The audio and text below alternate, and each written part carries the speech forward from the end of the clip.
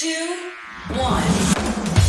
7 things you probably didn't know you need to know. I'm Jamie East, and this is the Smart 7. Good morning, everybody. It's Friday the 17th of February and it's National Cabbage Day. And a big happy birthday to Ed Sheeran, Michael Jordan, Carl Jenkins and Paris Hilton.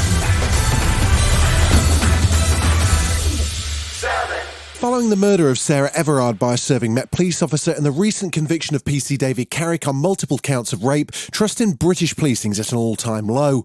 This week it's Lancashire police who've come under fire after disclosing personal information about missing dog walker Nicola Bulley. On Wednesday, the force released a statement revealing that Nicola, who vanished last month, was classified as high risk due to struggles with alcohol.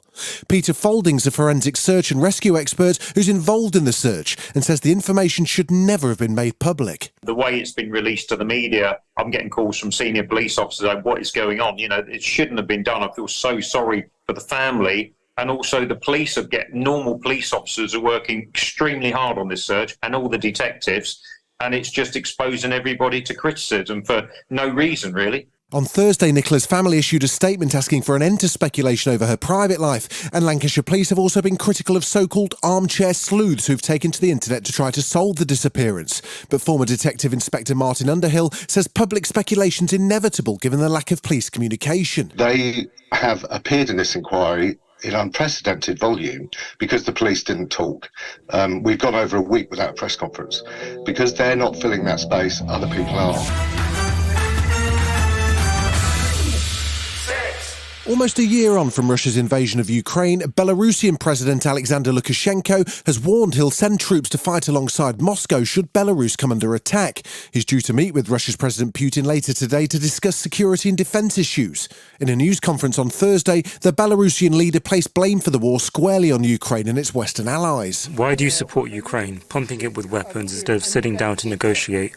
As I suggest. Why are you doing this? You understand this is escalation. Meanwhile, Ukrainian President Zelensky sat down with the BBC in an interview to mark the first anniversary of the war. He brushed off Lukashenko's threats, saying that his country had prepared to fight against Belarusian troops, and he added that he won't concede any land to Russia in a peace deal. Today our survival and unity is the sole goal. We're moving towards Europe. Ukraine chose this path. We can't lose it. Any territorial compromises would make us weaker as a state. Thursday also saw Labour leader Sir Keir Starmer make his first visit to Ukraine since the war began to meet with Zelensky and express his party's support. It's very important for me to be here in Ukraine with the people of Ukraine, making clear that support for Ukraine in the United Kingdom is united. Parts of a report investigating whether Donald Trump and his allies tried to unlawfully interfere with 2020 election results were released on Thursday. A grand jury in Georgia spent the past 2 years looking at the behaviour of the former US president and his associates following Trump's narrow loss of the state to Biden. To nobody's surprise, they've found no evidence of widespread election fraud as Trump had claimed, but the report does recommend indictments for some witnesses thought to have committed perjury when testifying to the jury. And whilst the section revealing whether the panel believes Trump should be indicted remains sealed for the time being, US Attorney Jeff Robbins thinks the outlook's bleak for the former president. It's frankly impossible to imagine that among those being indicted will not be Donald Trump. The Find Me 11,870 phone calls is election tampering. It is solicitation of a crime. The winter of discontent looks like it could be dragging on into spring, with a new wave of strikes announced by rail workers, nurses and postal workers on Thursday. And as people across the UK try to reckon with stalling wages and soaring bills, it's been revealed that Centrica, the parent company of British Gas, saw their profits triple last year to a record £3.3 billion.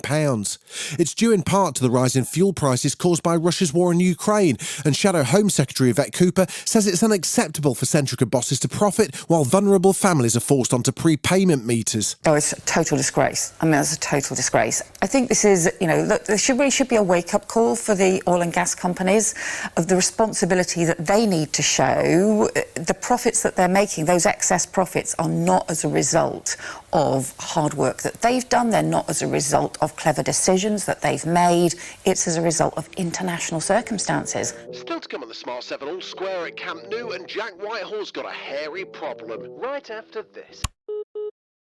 Welcome back. 3, It was a busy night of Europa League action on Thursday. RB Salzburg took out Rome 1-0, Nantes levelled with Juventus to see a 1-1 draw, and Shakhtar Donetsk defeated Rennes 2-1 in the first leg of playoffs. But it all ended square between Man U and La Liga leaders Barca at Camp Nou, with Rafinha rescuing the home side from an unfortunate own goal to draw things level at 2-2. But the Brazilian winger was subbed off just minutes later and couldn't hide his disappointment. But Barca boss Xavi was happy with the final result. It was a really tough game, really difficult, with a lot of intensity, passion, rhythm. I think we have to be proud because we compete really well until the end. We could have won in the last two chances, but we played today against a top team in Europe. I think Manchester is coming back, and today they showed the best version. So we compete really well. We need to be proud. Comedian Jack Whitehall showed up on Fallon this weekend to promote his North American stand-up tour, which kicked off on Thursday in Philadelphia. Not to worry if you couldn't make it along, though. Jack gave us all a taste of what to expect when he told a story about the time he confronted his girlfriend after finding a ginger hair on his manscaper. What the hell's a manscaper? So then I was like, oh my God, well then whose hair is it? Another man has been scaping in my bathroom. And she came back from the shops. I confronted her, holding aloft this hair. I was like, who is he? Where is he? And she came clean. She was laughing in my face. Do you know how it got there? She admitted that she had been using my manscaper on the dog.